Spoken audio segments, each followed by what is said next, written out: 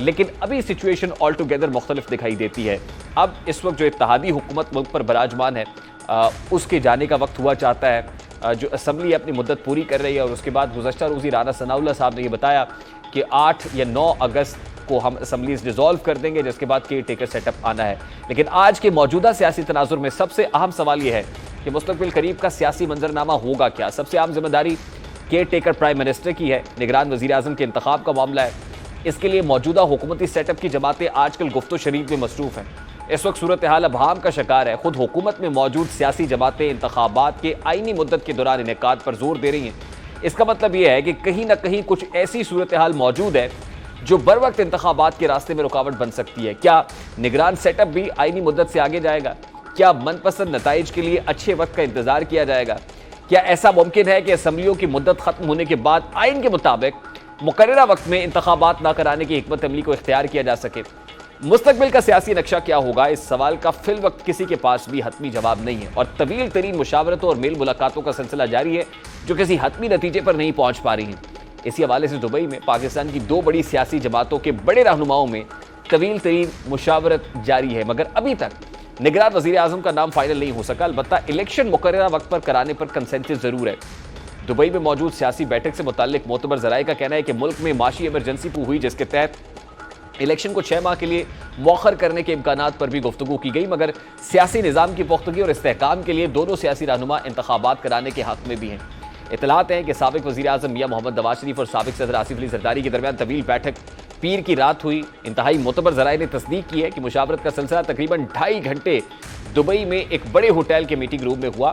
اس کے علاوہ مشاورت میں یہ بات کئی بار دہرائی گئی کہ نگراں وزیر اعظم مکمل طور پر غیر جانبدار اور غیر متنازع ہونا چاہیے تاکہ انتخابی نتائج کو سب قبول کریں، مگر اگلے چند ماہ کے دوران معاشی نظام کی بہتری کے لیے طاقتور معاشی ماہر کی ضرورت پر بھی زور دیا جا رہا ہے، کیونکہ دونوں رہنماؤں کا اتفاق ہے معاشی ابتری سے سیاسی پارٹیوں کے ووٹ بینک پر منفی اثر پڑے گا. مذاکرات سے وابستہ افراد کا کہنا ہے کہ فی الحال دونوں سیاسی جماعتوں کے رہنماؤں نے پاکستان میں اپنی دیگر سیاسی قیادت کو بھی مذاکرات کے بارے میں آگاہ نہیں کیا ہے. اس لیے کئی سیاسی رہنما دبئی کی بیٹھک پر لا علمی کا اظہار کر رہے ہیں. ذرائع کا کہنا ہے کہ دونوں سیاسی رہنماؤں میں مزید بات چیت کی جائے گی اور دیگر اتحادی جماعتوں کے رہنماؤں کو بھی اعتماد میں لیا جا رہا ہے. لیکن ابھی کئی گھنٹوں کی مشاورت میں کئی نام زیر بحث آئے. خصوصاً جنوبی پنجاب سے تعلق رکھنے والی غیر سیاسی شخصیت پر طویل سیشن ہوا، مگر حتمی فیصلہ ابھی تک نہیں ہو سکا ہے. اطلاعات ہے کہ سابق وزیر اعظم معاشی بہتری کے لیے فوری اقدامات کرنے پر زور دے رہے ہیں تاکہ عوام کو کچھ ریلیف دیا جا سکے، مگر سابق صدر آصف علی زرداری ملک میں فوری انتخابات کے بعد معاشی بہتری کے لیے اقدامات کرنے پر ڈٹے ہوئے ہیں. دوسری جانب یہ بھی محسوس کیا جا رہا ہے کہ پیپلز پارٹی اور مسلم لیگ نون جو گرم جوشی اس حکومت کے قیام کے وقت تھی، اب ان دونوں کے مابین وہ گرم جوشی نہیں ہے. تعلقات سرد مہری کا شکار ہے. دونوں جماعتیں ایک دوسرے سے کچھ نالاں دکھائی دیتی ہیں. پیپلز پارٹی کے مسلم لیگ نون کے حوالے سے خدشات بڑھتے چلے جا رہے ہیں کیونکہ پیپلز پارٹی کو محسوس ہوتا ہے کہ ان کے ساتھ کوئی چال چلی گئی ہے، ان کے حصے میں جو آنا چاہیے تھا وہ نہیں آیا. اس کے پیچھے کچھ نادیدہ قوتیں ہیں جس کی مثال ہمیں اس بات سے ملتی ہے کہ بلوچستان کے وزیر اعلیٰ عبدالقدوس بزنجو نے کسی وقت آصف زرداری سے وعدہ کیا تھا کہ وہ پیپلز پارٹی میں شامل ہو جائیں گے، لیکن اب اطلاعات ہیں کہ عبدالقدوس بزنجو نے آصف زرداری کو خط لکھا ہے کہ وہ پیپلز پارٹی میں شامل نہیں ہوں گے.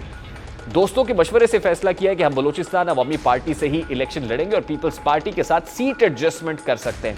اسی طرح جنوبی پنجاب سے تعلق رکھنے والے سابق پی ٹی آئی رہنماؤں نے بھی آصف زرداری سے پیپلز پارٹی میں شامل ہونے کا وعدہ تو کیا تھا، لیکن استحکام پاکستان پارٹی بننے کے بعد اس میں شامل ہو گئے. اسی طرح کے پی سے لوگ پرویز خٹک کی جماعت پی ٹی آئی پارلیمنٹیرینز کا حصہ بن گئے.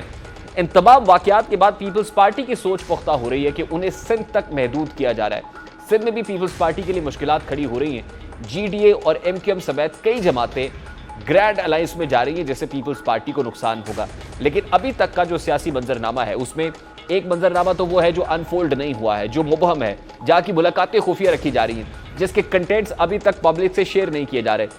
اور دوسرا منظرنامہ وہ ہے جو براہ راست دیکھا جا سکتا ہے، جو ٹی وی اسکرینز پر دکھائی دے رہا ہے. پارلیمان کا مشترکہ اجلاس ہو رہا ہے جہاں بڑی ہی تیز رفتاری کے ساتھ کچھ قوانین منظور کیے جا رہے ہیں، لیجسلیشن ہو رہی ہے اور اس میں اتحادی